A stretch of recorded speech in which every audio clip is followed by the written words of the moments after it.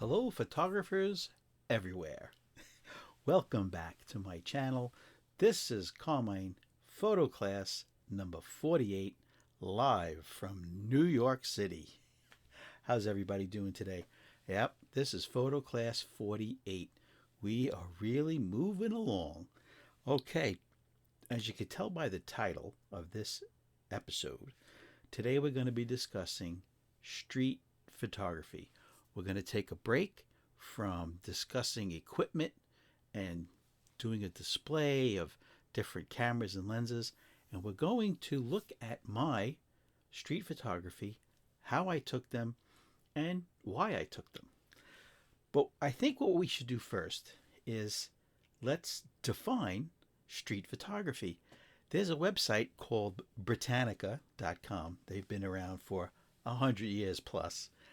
And Britannica defines street photography as a genre of photography that records everyday life in a public place. The very publicness of the setting enables the photographer to take candid pictures of strangers, often without their knowledge. Street photographers do not necessarily have a social purpose in mind, but they prefer to isolate and capture moments which might otherwise go unnoticed.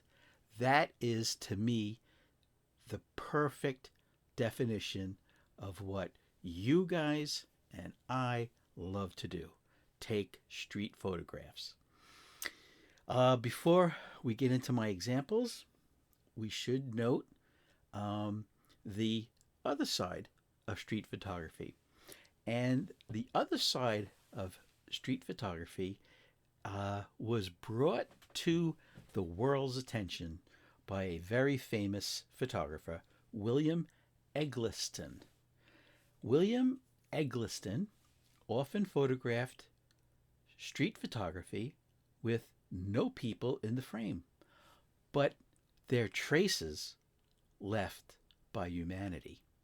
I will give you an example. You can go on Google Images and put in his name, William Eggleston, Eggleston, and look at his very famous photographs. I'll give you two examples of the types of photographs he would take. They're street photographs without people. For example, picture a photo of a tricycle, a child's tricycle on the street, taken at grade level, at eye level with the tricycle, with no rider. This is one of his famous photographs. The second one, my personal favorite, is a photograph of a classic car in Louisiana. It's a beautiful car, but it looks like it might be in a not so great neighborhood, because the car is chained with these links that are about this big, wrapped around the axle of the car, and the chain goes around a wooden telephone pole or light pole with a big lock. And you can see that this fellow or woman is trying to prevent this classic car from being stolen. No people in the photograph. It's a street photograph. Now, don't be confused by saying, oh, that's not a street photograph, that's a landscape photograph. No. Remember, street photographs are there to capture a moment that might otherwise go unnoticed. All right, let's get right into it. My street photographs. This first example, remember now, you can see all of my photographs at my gallery online, CarmineTaverna.com, in high definition, high resolution. Okay, so this photograph I took in Manhattan, of course, where I live. Just out taking photographs one day, and around the corner come these, I don't know, dozen police officers, New York City police officers on horseback and running with police dogs, just came barreling around the corner. For what reason? You got to ask them. I was just there to photograph street scenes. And this is, to me, reminiscent of a photograph that you would have seen taken in Manhattan before they were cars, when they were just horse-drawn wagons. I don't know. But to me, I enjoyed taking this photograph. But as you can see, I was right in the street, and they came barreling through. Now, I had a telephoto lens on at the time, so there was more distance between me and them than it appears. Oh, what a day. But like I said, today we're going to just go through my street photographs that I took. This next one. Okay, so this is a street photograph. I'm out in Manhattan. It's just an evening shot. And I'm looking up at the buildings. Because remember what we discussed. Don't just get blinders and look straight when you're taking photographs. Look up, look down, look all around. And I saw this fellow in the window of the building. All the lights are off in all of the other apartments except his. And he is photographing me with his cell phone.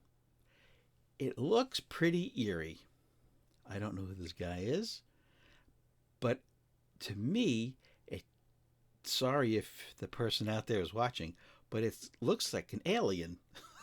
I'm sorry. That was my first impression. Long neck, long thin arms and thin legs. It just looked alien to me. So this is another example of my street photography. Let's continue. This next fellow, to me, had the most photogenic face I've ever seen. Now, this is not a homeless person. This is a maintenance guy / janitor of an apartment building here in the city. And I've seen him around. I know what he does. I don't know his name.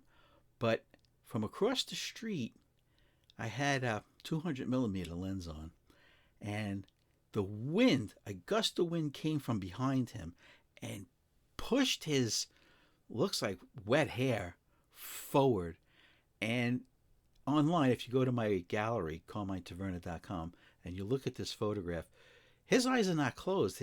He is looking directly at me, as if to say, "What are you doing? I'm just out here getting some fresh air." But anyway, this is a photogenic face with his hair and his great beard. Street photograph. Let's move on. Now the next one. I don't know if you guys see what I see in this photograph. So I staked out this store window.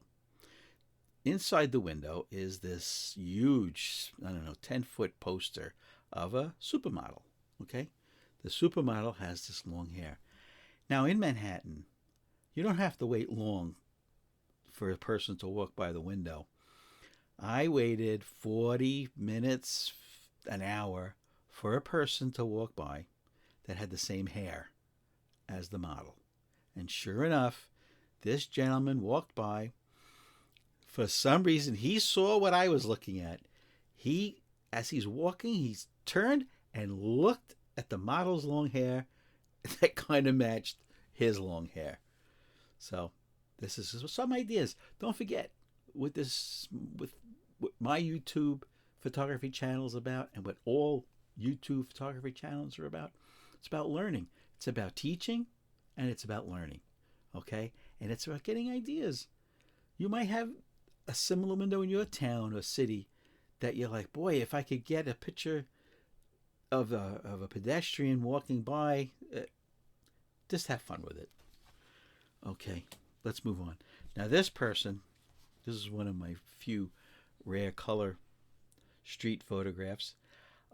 This woman walks around Manhattan with her cane, and she has a very distinctive gait, the way she walks, the way she steps. I don't know. I'm not a doctor. I'm not a chiropractor. I don't know why she walks in a certain way. But this photograph captures everything I wanted to about this particular woman. Her hair, right? Her hair comes down this way and it's in front of her. I wanted to capture the color of her hair. This day I lucked out. She happened to have two bright articles on, pink shirt, bright green bag, and her cane and her gait, the way she walks.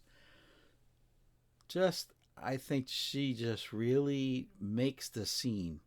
And also, you'll notice that using the rule of thirds, right? She's off to the side, and also another rule here is leading line, coming right to her face.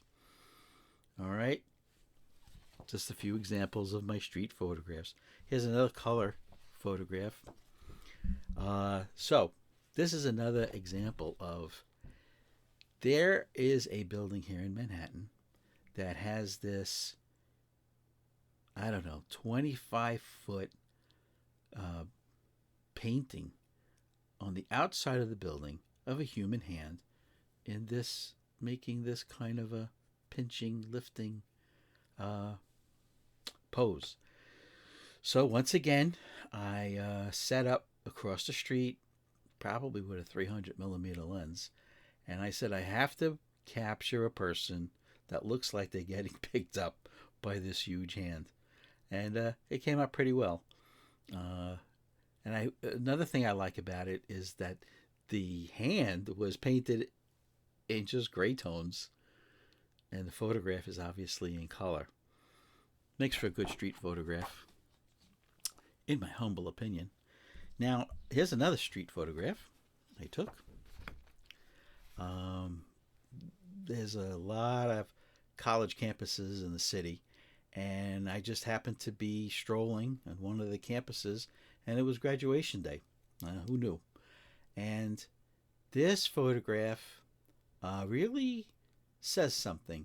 It's obviously a graduate, a young lady, holding hands with two young people, and the drama of the sidewalk going, right, obviously going into the background, and holding hands, freshly graduate of this college. And it tells a story to me that there's a path, starting out on a path, right? I don't know who these children are in relation to her, but it's like, let's go. We're going down this path now. We have a college degree. We're a graduate, a college graduate, and let's go down this path. And it just worked out great that there were no other people at that second on this path. There were people way in the back here, but it didn't detract from this photograph. So you just never know. You just never know what kind of street photography you're going to capture, and they all don't have to have their face. Could be that the face would have, I think, detracted from this shot, as in the walking away. College is behind me, just walking away down the path of the future. I like to tell a little story if I can. Okay, next photograph. I am in I'm in Manhattan, the Chinatown area. It's not very big. It's only a few blocks. And I saw these two ladies. It was freezing. It was 3 Februaries ago. It was freezing. And what I liked about this photograph is that they were both sharing something. They're both looking at a cell phone. But what I liked about it is the contrast of the clothing. One woman has on, of course I'm going to be wrong, but it looked like a bear, winter fur coat, and the other one had grungy, right? A grunge look, which is a cool look, jacket and cap, and I just thought the contrast was really cool. And of course, now they didn't see me. I was very far away. Like I said, um, not all street photography is taken with a 28 or a 35 millimeter lens. Sometimes you got to use a 300. Moving on. Okay, so the Pandy. I don't know if YouTube has any kind of algorithms or anything, but I like to say the Pandy. The Pandy comes to Manhattan, right? 2019, and I'm walking the streets with a mask on, and I says, I really should start capturing um, how the city's changing. And for some reason, this cab stopped at the corner where I was standing, and the window opened uh, 3/4 of the way down, and I just saw this person's face with their head all the way back in the cab, dark sunglasses on, and the Pandy mask on. And to me, I said, this does capture a mood of, I don't know, of depression that came over the city in 2019, early 2020, when the Pandy came to Manhattan. Uh, I don't know, even though you can't see her eyes or know her thoughts, you kind of get the feeling of what the hell is going on here. I think what also adds to it is the barren tree branches, no leaves. It's an overcast gray day, kind of leads towards the being not so happy. But anyway, let's move on. Okay, this is a little funny to me. All right, so this young woman in Manhattan is trying to walk her dog. And what brought me to even look at this was the woman was screaming at her dog. I don't know if it's a little bulldog or what. I'm not a dog expert. I'm a Yorkie expert because that's what I have. But as far as other breeds, I'm not too sure. So she's screaming at this dog. Come on, you're gonna get effing run over, you piece of. Oh, it was just hysterical. And there were other people watching this, and this dog wouldn't have any of it. It locked down all its four legs and just said, I'm not moving. Now, having owned dogs my whole life, of course, I've had dogs that do this. And what they're saying is, I don't want to go. I want to smell something. Or I'm not walking anymore. I'm tired. Pick me up. And they get their way. They have to. They, stubborn dogs, will lock up, and if you drag them on these filthy glass and little bits of rock, you'll hurt their pads on their paws. So they'll win. But anyway, this is a real life photograph, right? Now let's go back to what Britannica.com says about street photography. To capture a moment which might otherwise go unnoticed. Okay, so this, I don't know if you guys can see what's in this photograph. This was one of those winter days where in January it's 17 degrees, 15 degrees, 4 degrees here in Manhattan, and then one day you just get a 60-degree day with bright sun. And here in Manhattan, right, most apartments have fire escapes, and the fire escape windows, right, are usually there's usually two, right, connects the living room window and the bedroom window, right? So you have two ways to escape a fire. Anyway, I'm walking down the street. This is only the second floor. And I look up and I say, oh, perfect. There's a person out on the fire escape and they're reading, I don't know if that's a book or a Kindle. I don't know what. but it just captures the whole essence of the day. Street photographs. All right, this one, you have to really see what I see in this photograph. Okay, so this is a jewelry store here in Manhattan. Okay, and it's very high end. Right? Don't let the facade fool you. It's a high end jewelry store, and winter, duh, snow on the ground, and obviously you can see this security guard inside the jewelry store, leaning against the door. And if you go to my website, right, go to my gallery, carminetaverna.com, you'll see this picture in high definition. And this security guard is looking at this individual as if to say, keep going, keep going, keep going, keep walking, keep walking. And the size of this guy, I mean, he almost fills the entire door, right? Security guard, jewelry store, giving the evil eye to somebody. Street photography, it's great. Now, I have two more images, so hold on, don't go anywhere. So, remember we just spoke about William Eggleston. He takes street photographs, and what he's known for is that there's no people in his photographs. It's just everything else. So I have two photographs taken last winter here in the city, and I find them very comical. There's no people in them. They're not wildlife photographs, in my opinion, because I was on the street when I took these photographs. All right. So this photo, yeah, that's a deer. And I told you in a couple of episodes ago, New York City has a lot of deer now. And it was snowing.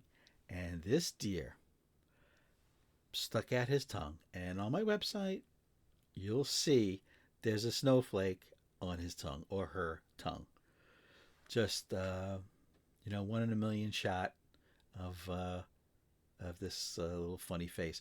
But remember that the title of this episode is Street Photography.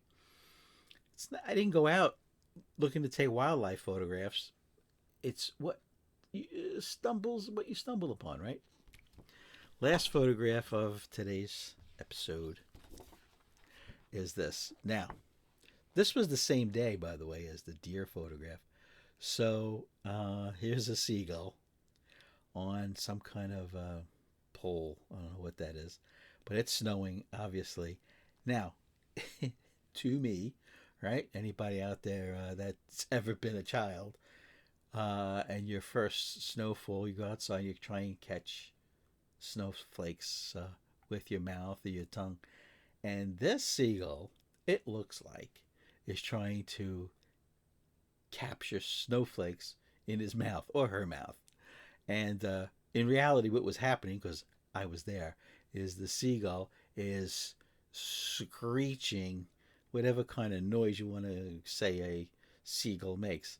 But they are howling on the top of their lungs. And it just makes for a cool, funny photograph that this seagull is trying to catch snowflakes. So we've had, look at this full range here. Right? You just never know what you're going to capture in street photographs. But anyway, here's the point of today's class. Grab your camera. It doesn't matter what it is. Nobody cares. Nobody cares what camera you use to take photographs. Ansel Adams, right? How many of you out there can just spit out on the tip of your tongue, oh, he used a Calumet view camera? No, it's the photograph, right? William Eggleston, when you see his beautiful street photographs, you're not even going to think, what camera did he use? So here we are, 2022, right? Today is February 4th, 10 days before Valentine's Day. buy something for your special person. Um, Maybe a camera. Hey, maybe a camera. Hey, here's a great idea. I'm so smart. I think of things on the fly. Fujifilm Instax. Instax. The Polaroid like cameras. They're great cameras. They make great gifts. I've given out at least 4 of them. You buy the camera, along with the camera. I'm talking about Valentine's Day gifts, right? Or birthday gifts, right? Whatever you like. Get them a Fujifilm Instax camera. Get them 60, 70 pieces of the film, right? Like they come 10 in a box, let's say. Get them 5 boxes of film also, okay? Get them the blank album that's made for that size Instax photograph. Get them a little case for it. And and batteries, right? Get the batteries. Get the whole ensemble. Here's why. If you give that to somebody who generally doesn't really take photographs, they're not photographers like us, or even if they are a photographer, those cameras are fantastic.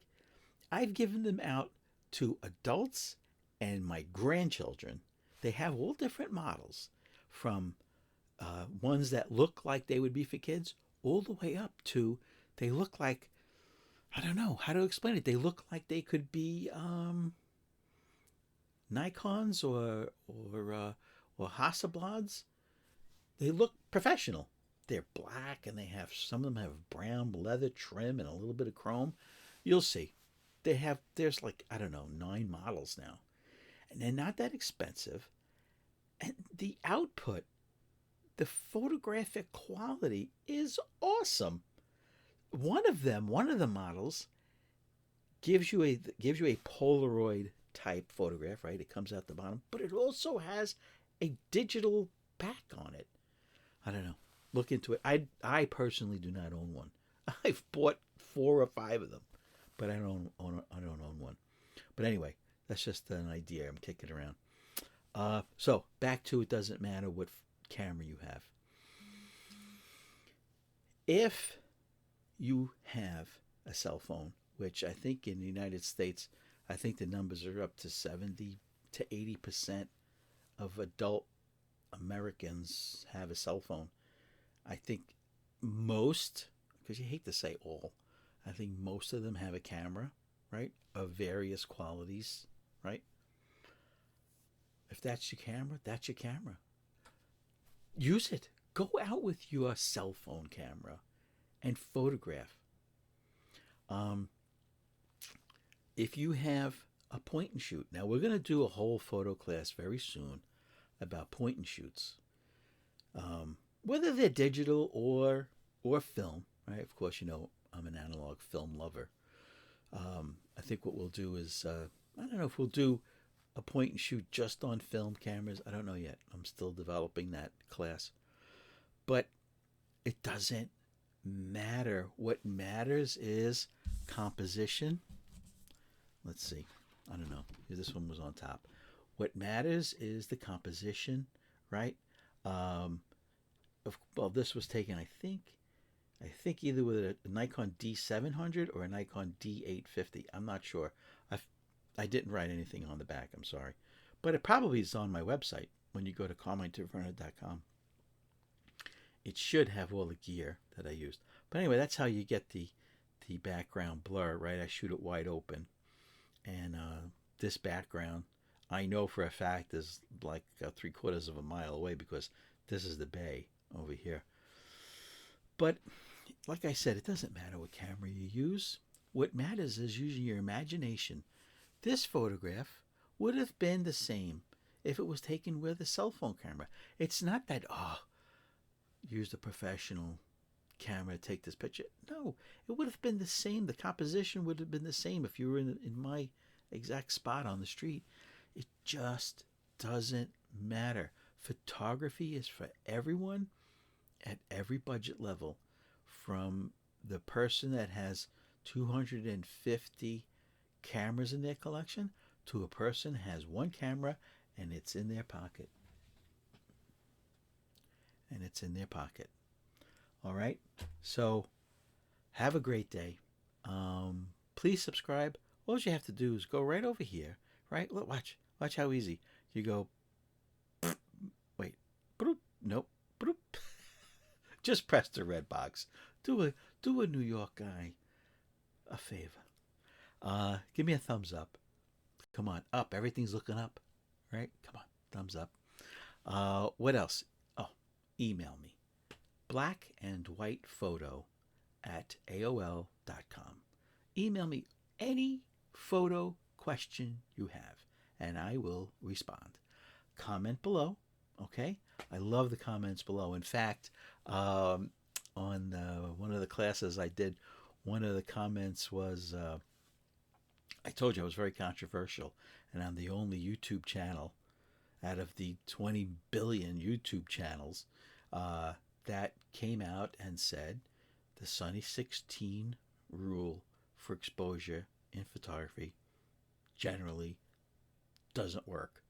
It's not accurate enough. Okay, get yourself a handheld light meter. They are from all price ranges. All right. Me, I particularly want you guys to get the Sekonic L508 spot meter, but that's my opinion. I don't know what your budgets are. Save up for it. And the person that commented said, rightfully so, and I forgot to bring it up in the episode, was film is so expensive. Why waste film on guessing the exposure? Great point. See, we're all learning from each other. That's what YouTube is about. I learn, but I also teach. I teach and I learn. I told you guys I have 50, probably more than 50 now, photography YouTube channels that I watch. I learn from and I teach, right? I've been doing photography, magazine covers. This time I don't want to plug it. Magazine covers. I worked for newspapers for 49 years. So I have a lot to learn from you guys, and I have a lot to teach. Okay, have a great day. It's February 4th, 2022. Stay warm. If you're watching this in the summertime, stay cool. Okay, guys, take it easy, and I'll see you very soon.